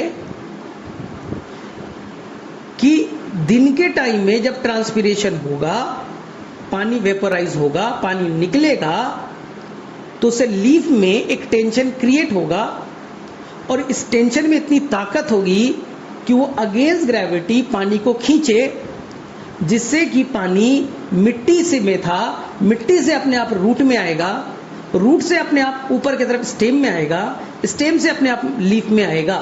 और ये बना हुआ है, ये कंटिन्यूअस चेन के फॉर्म में बना हुआ है। फिर से सुनो, सुबह होगा, हीट निकलेगा, ट्रांसपिरेशन होगा, सनलाइट में हीट है, वेपोरेट होगा पानी, जिससे कि पानी की कमी होगी लीफ में, और लीफ एक प्रेशर क्रिएट करेगा, ट्रांसपिरेशन पुल, जिससे पानी अपने आप मिट्टी से रूट में, रूट से स्टेम में, स्टेम से लीफ में पहुंच जाएगा। इसी को ट्रांसपिरेशन पुल कहते हैं। फायदा है क्योंकि जब पानी जाएगा तो मिनरल्स भी चले जाएंगे, तो ऊपर में हमें फायदा भी मिल गया, मिनरल्स भी मिल गए। फोटोसिंथेसिस के लिए पानी पहुंचना था, पानी भी ऊपर पहुंच रहा है भाई, तो इसमें कोई ताकत खर्च नहीं करना पड़ेगा, ताकत ऊपर लग रहा है। ये कहानी है। लेकिन इसके पीछे एक तर्क दिया जाता है कि पानी अपने आप चढ़ रहा है, उसके लिए पानी का प्रॉपर्टी भी रिस्पॉन्सिबल है। हम ऊपर से खींच रहे, पानी में ऐसा क्या प्रॉपर्टी है कि पानी कंटिन्यूअस चेन में पहुंच गया ऊपर। उसके लिए एनसीईआरटी 4 कहानी बोलती है। पानी पानी आपस में म्यूचुअली अट्रैक्टेड है, जिसे हम कोहेजन कहेंगे, आपस में बाइंडेड है, तभी तो वो चेन के फॉर्म में। दूसरा, पानी वॉल से, जाइलम के वॉल से अटैच है, जिसे एडेजन कहेंगे। और पानी में एक ताकत है आपस में कॉन्स्टिक्ट रह करके कम सरफेस एरिया में रहना, सरफेस टेंशन। इसके चलते एनसीईआरटी में पढ़िए, वो एक रेजिस्टिंग फोर्स बनाएगा ना, वो एक फोर्स क्रिएट करेगा। पानी में कोहेजन, एडेजन और सरफेस टेंशन, ये फिजिकल प्रॉपर्टीज है। तो जब पानी को आप ट्रांसपिरेशन पुल से ताकत से खींचोगे तो हो सकता है वाटर के टुकड़े, वाटर का चेन टूट जाए। टूटने का कोई ये नहीं है, वाटर चेन के फॉर्म में तो टूट जाए। लेकिन एनसीईआरटी में क्या लिखा है? Due to the physical properties of water, ये वाटर जो है उनके फिजिकल प्रॉपर्टीज के चलते एक फोर्स डेवलप कर रहा है जो रेजिस्ट करेगा, अपने आप को रोकेगा इतना हाई पुलिंग फोर्स से। बच्चे यहां पर गलत मीनिंग निकाल लेता है, सर रजिस्ट क्यों करेगा, ऊपर से खींच रहा है तो हम लोग और ज्यादा खींचा जाएंगे। अरे ऊपर से खींचने का इतना ताकत है कि तुम बिखर जाओगे, तुम्हारे टुकड़े टुकड़े हो जाएंगे, वाटर एक एक बूंद अलग हो जाएगा। काहे कि बाहर का पुलिंग फोर्स इतना मजबूत है, इतना ताकत से सामने में तुम्हें खींच रहा है, सक कर रहा है। तुम इसलिए फिजिकल प्रॉपर्टीज के चलते अपने अंदर ताकत रखो कि बाहर वाले इतना ताकत लगाए, फिर भी तुम अपने कंटिन्यूअस चेन को मेंटेन रखना ना। इसलिए पानी बच जाता है फिजिकल प्रॉपर्टीज के चलते, क्योंकि ऊपर की ताकत बहुत ज्यादा है। एनसीईआरटी में देखिएगा, दे विल रेजिस्ट। सेकेंड, पानी चाहता तो बड़े जाइलम वेसल से, बड़े डायमीटर से जा सकते थे, नहीं गया। पानी के अंदर में एक एबिलिटी, कैपिलरिटी, अगर ल्यूमेन पतला है तो अगेंस्ट ग्रेविटी ज्यादा चढ़ेगा, ज्यादा राइज करेगा। ल्यूमेन बड़ा तो राइज अगेंस्ट ग्रेविटी कम होगा। लेकिन अगर ल्यूमेन पतला है, इसलिए पूरे स्टेम में एक जाइलम नहीं है। चाहता तो एक जाइलम, ड्रम का बहुत बड़ा खोखला जाइलम बना देता, पानी ऊपर चढ़ता, ऐसा नहीं है। करोड़ों जाइलम है, करोड़ों वेसल्स है, करोड़ों ट्रैकिड्स है, छोटे छोटे ल्यूमेन वाले हैं। क्यों? क्योंकि अगेंस्ट ग्रेविटी पानी को ऊपर चढ़ना, कैपिलरिटी आसान हो जाएगा, क्योंकि ल्यूमेन छोटे होंगे। तो ये चीज एनसीईआरटी में गिवन है। तो सर ठीक है, यानी पानी मेन चढ़ने का कहानी कौन है? वो ट्रांसपीरेशन पुल है। ट्रांसपीरेशन पुल से ही पानी ऊपर चढ़ता है, ये सभी ने एक्सेप्ट कर लिया है, इसमें कोई दो राय नहीं। फोर्स ट्रांसपीरेशन से लगेगा, लीफ में क्रिएट होगा, ताकत इतना ज्यादा है कि पानी को खींचा जाएगा, पानी अगेंस्ट ग्रेविटी एब्जॉर्ब भी हो जाएगा। मतलब एब्जॉर्ब भी तुम्हें नहीं करना है, अपने आप मिट्टी में है, रूट से एब्जॉर्ब हुआ, स्टेम में आया, लीफ में आया, बाहर निकल गया, कंटिन्यूअस चेन बना हुआ है। ठीक है, तो सर रूट प्रेशर क्या करता है? हाँ, क्या सर रूट प्रेशर पानी को ऊपर चढ़ने में हेल्प करता है? यस या नो में बोलिए। तो एनसीईआरटी को पढ़िए। एनसीईआरटी कहता है कि रूट प्रेशर सब प्लांट में होते भी नहीं है, यानी एसेंट ऑफ सैप में ये तो गया, सब प्लांट में होता ही नहीं, ये केवल स्मॉल हर्बेशियस प्लांट में होते हैं। पहली कहानी, सभी क्लाइमेट में नहीं होता और सभी टाइम नहीं होता। एनसीईआरटी में क्या लिखा है? रूट प्रेशर केवल रात में और अर्ली मॉर्निंग में होगा, जब ट्रांसपीरेशन का रेट कम होगा। ट्रांसपीरेशन का रेट कम है, एब्जॉर्प्शन का रेट ज्यादा है, तभी केवल रूट प्रेशर होगा। इसका मतलब है ये प्लांट में एसेंट ऑफ सैप के लिए तो रिस्पॉन्सिबल नहीं है, क्योंकि सब मौसम में नहीं होता तो हर मौसम में पानी कैसे चढ़ता है? हर प्लांट में नहीं होता तो हर प्लांट में पानी कैसे चढ़ता है? हर कंडीशन में प्लांट में कैसे पानी चढ़ता है? रूट प्रेशर बोलना है हम रात में करेंगे, हम जब ट्रांसपीरेशन कम होगा तब करेंगे, हम छोटे प्लांट में करेंगे। तो तू भैया साइड हो जा, तेरा कोई रोल वोल नहीं है, तू नेग्लेक्ट है, नेग्लिजिबल मैं मानता हूं तुझे। तो सर रूट प्रेशर होता क्या है? रूट प्रेशर ऐसे समझिए, रूट ने एटीपी खर्च करके मिट्टी से मिनरल्स को लिया, रूट ने मिट्टी से मिनरल्स को एब्जॉर्ब किया, एक्टिव ट्रांसपोर्ट, एटीपी खर्च हुआ। मिनरल्स जब बढ़ जाएगा रूट के जाइलम में तो जाहिर सी बात है वो हाइपरटोनिक हो जाएगा, तो पानी अपने आप रूट की तरफ मूव करने लगेंगे, पानी अपने आप रूट की तरफ आने लगेंगे, रूट के जाइलम में आने लगेंगे। क्यों? अंदर में हाइपरटोनिक कंडीशन है। तो चारों तरफ से अगर पानी आने लगे तो रूट के जाइलम में एक प्रेशर डेवलप करेगा। रूट ने प्रेशर लगाया, इसलिए नाम रूट प्रेशर। ठीक है, इसी को कहता है पॉजिटिव हाइड्रोस्टैटिक प्रेशर, क्योंकि पानी आ रहा है बच्चा, ऐड हो रहा है, निकल नहीं रहा है, ऐड हो रहा है। पानी ऐड हो रहा है तो रूट प्रेशर पॉजिटिव है। तो सर करता क्या है? एक तो एटीपी खर्च करना पड़ता है। सर करता क्या है फिर रूट प्रेशर? बोलते हो पानी नहीं ऊपर ले जाएगा, एसेंट ऑफ सैप कराएगा, नहीं तो मुंह ताकेगा क्या? हाँ, मुंह ताकने के लिए होता है या नहीं होता है, बता रहा हूं। रूट प्रेशर केवल प्रेशर जब मेजर किया गया मैनोमीटर में तो इसका ताकत बहुत ही कम था। इसके ताकत इतने थे 1 to 4 atmospheric pressure, 1 to 3 atmospheric pressure, यानी ज्यादा से ज्यादा ये छोटे मोटे प्लांट में 5-10 मीटर वाले प्लांट में पानी को ऊपर ढकेल सकता था, स्मॉल हर्बेशियस प्लांट में। बड़े प्लांट में तो भूल ही जाओ, प्रेशर कम था और हमेशा लगता भी नहीं। सर रूट प्रेशर होता है, हम कैसे मेजर करेंगे? हाँ कीजिए। स्मॉल हर्बेशियस प्लांट, उसके स्टेम को कट मार दीजिए, ब्लेड से कट मार दीजिए नीचे की तरफ से, तो थोड़ी देर के बाद में जाएगा कि उसमें जहां से कट पड़ा है इंजोर्ड पार्ट से कुछ लिक्विड निकल रहा है। इस प्रोसेस को एक्सुडेशन कहेंगे, और जो केमिकल निकल रहा है, जो वाटर लिक्विड निकल रहा है, इसे एक्सुडेट कहेंगे। आप मेजर कर सकते हो, मेजर कर सकते हैं इस एक्सुडेट में मिनरल्स थे, क्या थे, आप मेजर कर सकते हो, देख सकते हो। तो यानी ये प्रूव होता है कि ऊपर में शूट नहीं है, स्टेम नहीं था, लीफ नहीं था, फिर भी ट्रांसपिरेशन पुल नहीं हुआ, फिर भी कोई ताकत है जो नीचे से ढकेल रहा है और पानी ऊपर पहुंच रहा है। नीचे में नील डाल दो, कलर डाल दो, ऊपर से लीफ को काट दो, पूरा स्टेम ही काट दो पूरी तरह से, फिर भी देखेगा कि ऊपर में कलर ऊपर पहुंच गया। इसका मतलब है कि पानी रूट प्रेशर से ऊपर चढ़ता है, लेकिन ताकत कम है।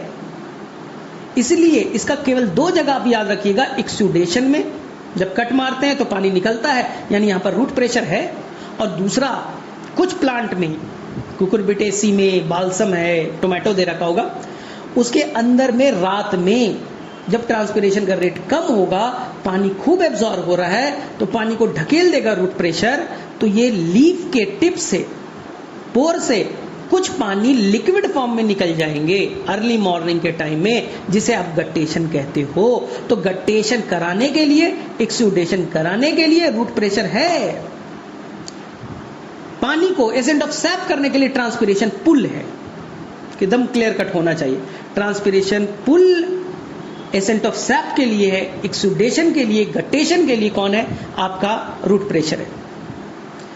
एनसीईआरटी का बहुत अच्छा सा लाइन है, रूट प्रेशर का जो मेन काम है हम भूल रहे हैं। रूट प्रेशर का जो मेन काम है वो कुछ और है। सर क्या? एनसीईआरटी को पढ़िए, जब टेम्परेचर बहुत ज्यादा होगा, ट्रांसपिरेशन का रेट बहुत ज्यादा है, ट्रांसपिरेशन पुल बहुत ज्यादा लग रहा है, और जो वाटर के प्रॉपर्टीज भी अब डैमेज हो रहे हैं, वाटर मॉलिक्यूल जो कंटिन्यूअस चेन में थे वो भी अब टूटने लगे हैं, बीच में गैप आने लगा है, कैविटी बनने लगे हैं, गैसेस पार्टिकल आने लगे, पानी का ब्लॉकेज होने लगा है। जैसे कभी आप नल को खोलते हो, केवल हूं आवाज आते रहता है, फिर आप मोटर ऑन करते हो, लगता है पानी कम था, गैस फिलअप हो गया, इसलिए पानी नहीं आ रहा है। सेम काम, कभी कभी बहुत ज्यादा ट्रांसपिरेशन होगा, एक्सेस लॉस ऑफ वाटर होगा, तो बीच बीच में कैविटी बन जाता है, हाँ, गैस एक्यूपाई हो जाते हैं, इसे कैविटेशन कहते हैं। तो इस केस में उस बड़े प्लांट में रूट प्रेशर नीचे से धक्का मारेगा कि ले बेटा धक्का मारता हूं, धक्का मार रहा हूं मैं, धक्का मारने से क्या होगा? वाटर का चेन मेंटेन हो जाएगा। तो एनसीईआरटी में पढ़ लीजिएगा कि जो आपका रूट प्रेशर है उसका मेन फंक्शन है हायर प्लांट में कि नीचे से पुश करना, मॉडेस्ट पुश देना, कि वाटर की क्वांटिटी को, जो कैविटेशन था ना, जो कंटिन्यूटी ऑफ वाटर था, चेन ऑफ वाटर था, उसको मेंटेन रखना। ये मेन काम है हायर प्लांट में। छोटे प्लांट में एक्सुडेशन कराता है, छोटे प्लांट में गटेशन कराता है, कंफ्यूज नहीं होना है। सर एक्सुडेशन, गटेशन और ट्रांसपिरेशन में difference. Exudation loss of water in the form of liquid from injured part of the plant, plant को इंजुरी हुई है, कट मारा है, वहां से निकलना, ये इम्प्योर वाटर होगा। Loss of water from the intact surface, intact surface यानी uncut part, from the tip of the leaf, it is called guttation. ठीक है, ये भी इम्प्योर वाटर होगा और ये कोई कट रीजन से नहीं निकला, प्लांट के टिप से निकला, जिसे हाइडाथोर्स कहते हैं। एनसीईआरटी में नहीं है, बस टिप लिख दिया है, मार्जिन लिख दिया है, जो कुकुरबिटेसी फैमिली वगैरह में देखा जाएगा। ट्रांसपिरेशन, हाँ, गटेशन में भी जो पानी निकलेगा वो भी इम्प्योर होगा, उसमें भी कुछ होंगे, इनऑर्गेनिक मिनरल्स वगैरह होंगे, शुगर्स वगैरह भी देखे गए। तीसरा, transpiration, it is a loss of water in the form of vapour. Vapour के फॉर्म में निकलेगा, लिविंग सरफेस से, स्टोमेटा से निकल रहा है, और ये प्योर वाटर होगा। ऐसा थोड़ी ना वेपराइज हो रहा है तो वाटर के अलावा कोई मिनरल्स भी निकल गया, शुगर भी निकल गया, ऐसा थोड़ी ना होगा। प्योर वाटर कहां निकलेगा? तो सर प्योर वाटर निकलेगा ट्रांसपिरेशन में, इम्प्योर गटेशन में और एक्सुडेशन में। ये तीन डिफरेंस अच्छे से याद रखिएगा, गड़बड़ नहीं कीजिएगा, एक क्वेश्चन बन जाएगा। चलिए, अब पानी सर रूट तक कैसे पहुंचेगा? दो कहानी है। पानी, पहला कहानी है एपोप्लास्ट मेथड। पानी एपो मतलब अवे, प्लास्ट मतलब साइटोप्लाज्म। पानी साइटोप्लाज्म से अवे चले, यानी कि वो सेल वॉल से चले या इंटरसेलुलर स्पेस से चले, कभी भी मेम्ब्रेन को क्रॉस ना करे, एपोप्लास्ट। जब पानी मेम्ब्रेन को बार बार क्रॉस करके जाए, पहले सेल में आया, मेम्ब्रेन को क्रॉस करके फिर दूसरे सेल में गया, मेम्ब्रेन को क्रॉस करके फिर तीसरे में गया, तो दो सेल के बीच में गैप भी होता है, प्लाज्मोडेस्माटा।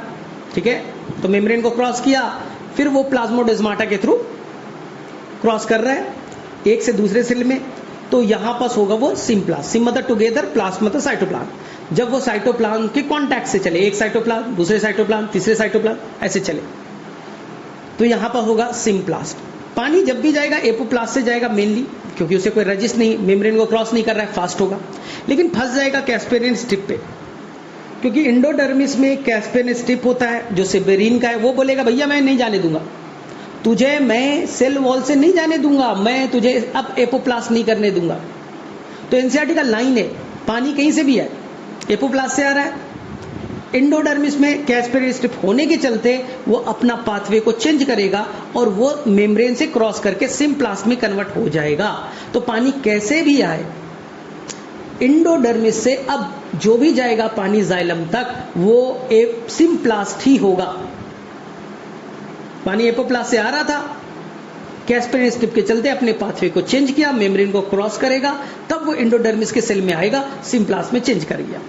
ठीक है, अब बाहर से पानी आ रहा था तो कोई मेथड था सिम्प्लास्ट, कोई था एपोप्लास्ट, लेकिन इंडोडर्मिस में तो सिम्प्लास्ट हो गया ना दोनों। अब यानी कि अल्टीमेटली इंडोडर्मिस में वो पूरी की पूरी क्या होगी? सिम्प्लास्ट मेथड ही होगा। उसके बाद में इंडोडर्मिस का पेरिसाइकिल में जाएगा, फिर जाइलम में जाएगा। अरेंज करने के लिए आएगा तो बोलेगा पहले रूट हेयर, फिर एपिडर्मिस, फिर कॉर्टेक्स। ठीक है, फिर इंडोडर्मिस, पेरिसाइकिल, प्रोटोजाइलम, मेटाजाइलम, ये तो आपको अरेंज करना आता होगा। चलिए, अब लास्ट आपका जो टॉपिक है वो है आपको mass flow hypothesis. Sir phloem का मूवमेंट कैसे होगा? तो आपको मैंने पहले ही बताया बच्चा, फ्लोएम आपके तरह, अभी पापा आपके पैसा कमा रहे हैं, पापा के पास पैसा है तो पापा सोर्स हैं, आप बच्चा सिंक हो। पापा के पास पैसा है, आपके पास पैसा नहीं, पापा सोर्स है, आप सिंक हो। लेकिन कुछ दिनों के बाद आप डॉक्टर बन जाइएगा, जो बनना ही है, तो आप बच्चा पैसा कमाइएगा तो आप हो जाइएगा सोर्स, पापा हो जाएंगे सिंक, पापा रिटायर्ड हो जाएंगे। सेम कहानी फ्लोएम में अप्लाई कर दीजिए। जब बच्चा लीफ है या लीफ है, फोटोसिंथेसिस कर रहा है, खाना बना रहा है, फूड बनाने के बाद में वो फूड बच्चा वो ट्रांसपोर्ट करके फ्लोएम से कहां भेज देगा? रूट में। तो यहां पास लीफ सोर्स हो गया, रूट सिंक हो गया। लेकिन एनसीईआरटी का सेकंड लाइन है अर्ली स्प्रिंग, जब लीफ पतझड़ का टाइम है, लीफ गिर गए और नया लीफ बनने लगा, खाना स्टोर कहां था? रूट में, तो रूट अब सोर्स हो जाएगा और नए लीफ जो बन रहे बर्ड कंडीशन में, क्लोरोफिल बनाना है, नए सेल बनाने हैं, डिवीजन करना है, फोटोसिंथेसिस करना है, अभी सब तैयारी करनी है, तो खाने की जरूरत, एटीपी की जरूरत है यंग लीफ को। तो यहां नीचे से खाना जाएगा ऊपर के डायरेक्शन में ना, यानी कि यहां पर सोर्स हो गया आपका रूट और सिंक हो गया आपका लीफ।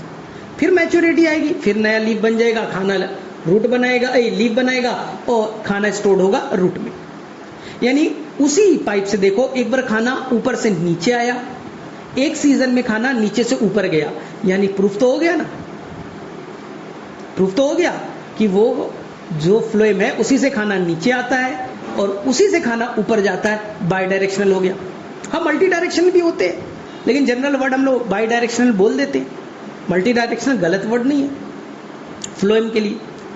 तो सर क्यों जाता है खाना, उसका थ्योरी क्यों है? इसे मास फ्लो या प्रेशर फ्लो हाइपोथेसिस कहते हैं। सिंपल, मान लीजिए बच्चा अभी लीफ खाना बना रहा है, खाना बना ग्लूकोज के फॉर्म में, ग्लूकोज को कन्वर्ट करेंगे सुक्रोज में, खाना सुक्रोज के फॉर्म में ही ट्रांसपोर्ट होगा, ये याद रखिएगा।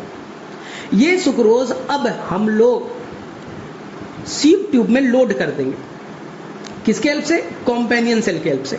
कॉम्पेनियन सेल के हेल्प से ग्लूकोज सुक्रोज को सीव ट्यूब में लोड कर देंगे, इसे हम लोग लोडिंग कहेंगे और ये एक्टिव ट्रांसपोर्ट होगा। लोडिंग, सीव ट्यूब में सुक्रोज का जाना, इसे लोडिंग कहेंगे, एक्टिव ट्रांसपोर्ट होगा। अब क्या होगा? सोर्स यानी लीफ था, खाना बनाया, सुक्रोज के फॉर्म में कन्वर्ट किया, कॉम्पेनियन सेल ने उसे लोड कर दिया। अब बताओ, उस सीव ट्यूब के अंदर में सुक्रोज का कंसंट्रेशन अगर बढ़ जाएगा तो वो हाइपरटोनिक हो जाएगा। तो जो बगल में जाइलम नाम का ट्यूब है जिसमें पानी जा रहा है, वो पानी को अपने तरफ अट्रैक्ट करेगा। क्यों? क्योंकि सुक्रोज आने से वो हाइपरटोनिक हो गया, ऑस्मोटिक प्रेशर बढ़ गया, तो वो बगल से पानी को अपने तरफ अट्रैक्ट करेगा, तो पानी अंदर में आ जाएगा, पानी में अंदर में आ जाएगा। ढेर सारे पानी हो गए, पानी अंदर आ गया तो अब क्या होगा? यही हो गया बच्चा पॉजिटिव हाइड्रोस्टैटिक प्रेशर। पानी अंदर आ गया यानी नदी बन गई, पानी आ रहा है आ रहा है, और उस नदी में बैठ गया कौन? सुक्रोज। अब नदी चल रही है, पानी आते जा रहा है आते जा रहा है आते जा रहा है, तो यहाँ पर पॉजिटिव प्रेशर है, क्योंकि यहाँ पर पानी ऐड हो रहा है, पॉजिटिव प्रेशर है। अब ये नदी का रूप ले लिया, वो अब चल रहा है नीचे सिंक की तरफ। सिंक की तरफ कोई भी सुक्रोज नहीं है, कोई भी ऑस्मोटिक प्रेशर नहीं है, तो कोई भी वहां पर पानी एक्स्ट्रा नहीं है, तो जाहिर सी बात है नीचे में पानी कम है, ऊपर में पानी ज्यादा है, पानी ज्यादा से कम की तरफ ही तो जाता है, तो पानी नदी, वो पानी नीचे की तरफ आ गया। नीचे क्या होगा? नीचे पानी आया तो अब फिर से जो सुक्रोज थे उसे अनलोड किया जाएगा कॉम्पेनियन सेल के हेल्प से, और इस अनलोडिंग में भी चाहिए एटीपी, तो लोडिंग भी एक्टिव, अनलोडिंग भी एक्टिव। और अनलोड करके कहां डाल देंगे हम? रूट के सेल में। रूट में, रूट उसे सेलुलोज बनाना चाहता है, बना रहे भाई, खाने को खाना चाहता है, रिस्पिरेशन करना चाहता है, कर रहे भाई। तू स्टार्च के फॉर्म में स्टोर करना चाहता है, तेरी मर्जी, तेरे पास 3 ऑप्शन है, स्टार्च के फॉर्म में स्टोर कर ले, रिस्पिरेशन में यूज कर ले, या सेलुलोज बनाए, तू कर अपना। लेकिन नीचे में अनलोडिंग हुआ, ऊपर में लोडिंग हो रहा है। ध्यान से सुनना, ऊपर में लोडिंग हो रहा है, सुक्रोज ऐड हो रहा है, तो ऊपर कंडीशन हाइपोटोनिक मेंटेन हो रहा है, तो पानी अंदर आएगा तो प्रेशर पॉजिटिव बढ़ेगा।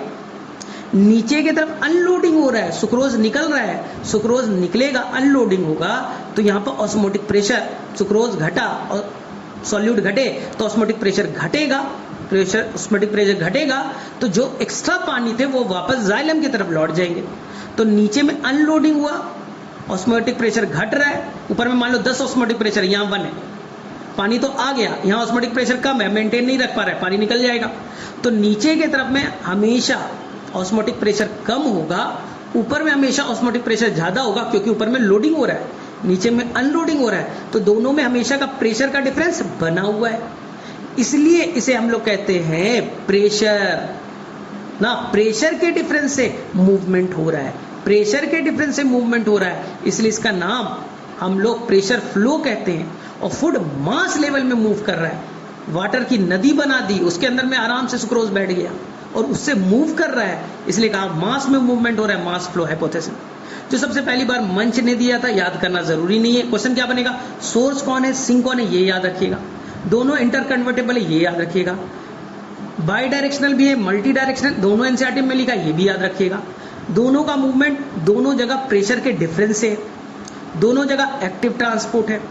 एक जगह लोडिंग होगा तो ऑस्मोटिक प्रेशर बढ़ेगा, तो पानी अंदर आएगा तो पॉजिटिव प्रेशर बनेगा, प्रेशर बना बढ़ा। नीचे की तरफ अनलोडिंग हुआ, पानी निकल गया तो प्रेशर घटा, प्रेशर का डिफरेंस तो मूवमेंट होगा। तो मेरे में से आप लोग बच्चे लोग इतना इनफ है, ठीक है। तो मैंने कोशिश की कि इस कॉन्सेप्ट को मैं एक सिंपल से भाषा में समझा सकूं। आई थिंक बेनिफिट हुआ होगा, आई थिंक मुझे जहां तक लग रहा है। ठीक है, बाय बाय।